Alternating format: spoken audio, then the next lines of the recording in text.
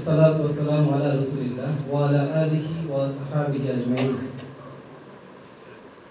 যাত্রাবাড়ি পূর্ব থানা কর্তৃক আয়োজিত আজকের কর্মী সম্মেলনের সম্মানিত সভাপতি জননেতা জনাব শাহজাহান খান, উপস্থিত থানা আমিরবৃন্দ, উপস্থিত কাউন্সিলর প্রার্থী 65 নং ওয়ার্ড, উপস্থিত 24-এর গণ অভ্যুত্থানের বিপ্লবী অংশীদার, গর্বিত অংশীদার, যাত্রাবাড়ি এবং মাতোয়াইলের তৌহিদি বিপ্লবী জনতা, আসসালামু আলাইকুম ওয়া রাহমাতুল্লাহ।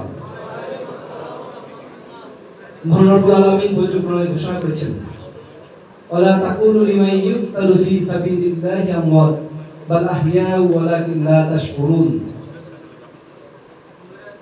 যারা আল্লাহর রাস্তায় শহীদ হয় তাদেরকে তোমরা নিহত বলো না, বরং তারা জীবিত, যদিও তোমরা বুঝতে পারো না। সম্মানিত তৌহিদি জনতা, আজকের এই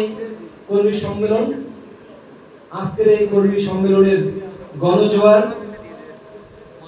এটা হলো বিগত 16 বছরের জুলুম নির্যাতনের ফল। গত 16 বছরে বাংলার এই সবুজ ভূখণ্ডে যে রক্ত ঝরেছে, যে জুলুম নির্যাতন হয়েছে, সেই নির্যাতনের রেজাল্ট হলো আজকের এই গণসমাবেশ, আজকের এই কর্মী সমাবেশ। আজকে সারা দেশবাসী জেগে উঠেছে। আপনাদের জ্ঞাতার্থে বলতে চাই, বিপ্লবী সংগ্রামী সালাউদ্দিন আইয়ুবীর নাম আপনারা শুনেছেন। পশ্চিমা বিশ্বের আতঙ্ক, তিনি তার সন্তানকে একবার বলেছিলেন, অন্যায়ভাবে রক্তপাত থেকে সাবধান হও, কারণ অন্যায়ভাবে যে রক্ত প্রবাহিত হয় সে রক্ত কখনো ঘুমিয়ে থাকে না, সে রক্ত বিপ্লব তৈরি করে, সে রক্ত জাগ্রত হয়।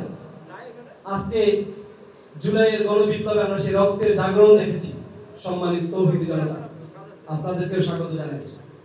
আজকের বাংলাদেশের 90% মানুষ এই বিপ্লবের অংশীদার। তার মধ্যে সবচেয়ে বেশি গুরুত্বপূর্ণ ছিল যাত্রাবাড়ি এবং মাতোয়াইল। আমাদের কাছে যে পরিসংখ্যান আছে, সেই পরিসংখ্যানে দেখা যাচ্ছে যাত্রাবাড়িতে সবচেয়ে বেশি শহীদ হয়েছে, সবচেয়ে বেশি পঙ্গু হয়েছে, সবচেয়ে বেশি হাহাকার তৈরি হয়েছে। সম্মানিত উপস্থিতি, আমি আমার কথা দীর্ঘায়িত করতে চাই না। আমি আপনাদের কাছে একটা দাবি নিয়ে এসেছি, যে দাবি গত 50-52 বছরে পূরণ হয়নি, সে দাবি নিয়ে এসেছি। এটি যৌক্তিক দাবি, কারণ 71-এ এদেশ সাম্রাজ্যবাদী পাকিস্তানি হানাদারদের কাছ থেকে লাখো মানুষের রক্তের বিনিময়ে অর্জিত হয়েছে। কিন্তু গত 52 বছরে আমরা স্বাধীন হয়েছি।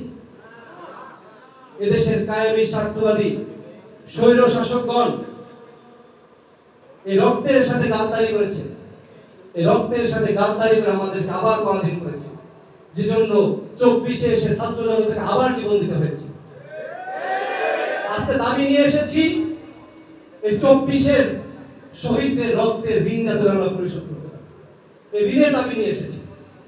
গত 52 বছর এই রক্তের সাথে কি তামাশা করা হয়েছে। রক্তকে পুঁজি করে একটি পরিবার এদেশের মানুষকে জিম্মি করেছে, এই রক্তের কথা বলে, এই স্বাধীনতার কথা বলে, এই মুক্তিযুদ্ধের কথা বলে।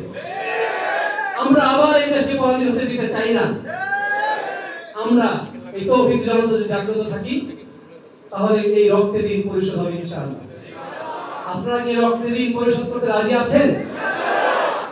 তাহলে এবার শুনুন ঠান্ডা মাথায়, যদি রক্তের ঋণ পরিশোধ করতে হয় তাহলে ঠান্ডা মাথায় আগাতে হবে, খুব বেশি চেতাচেতি করা যাবে না।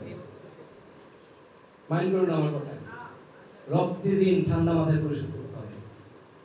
কিভাবে?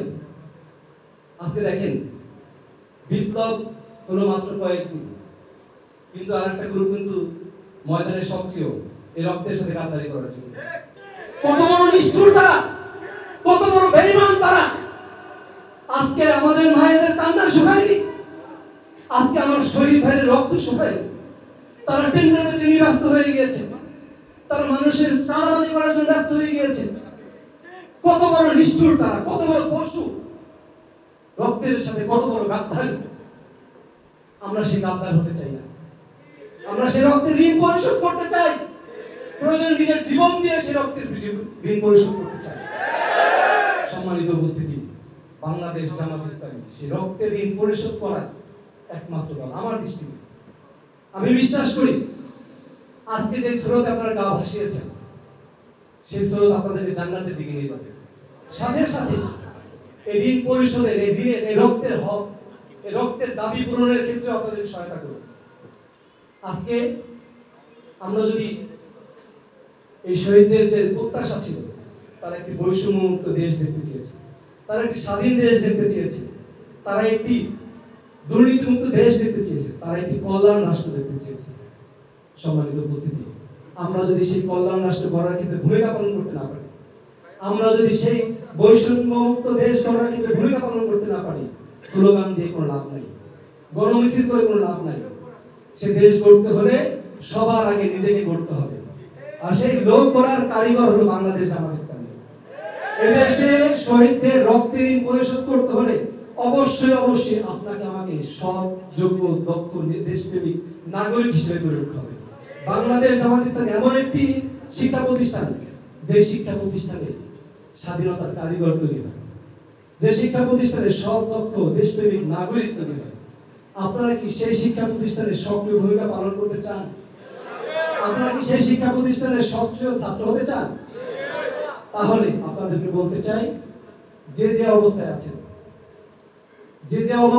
আমি আপনাদেরকে বলেছি, আপনারা তৌহিদি জনতা, আপনারা এই বিপ্লব কায়েম করেছেন। এখন জামাত ইসলামের মতো নিয়মতান্ত্রিক দলে সক্রিয়ভাবে অংশগ্রহণ করে আগামীর সেই স্বপ্ন পূরণ করার জন্য আপনারা অবশ্যই এগিয়ে আসবেন।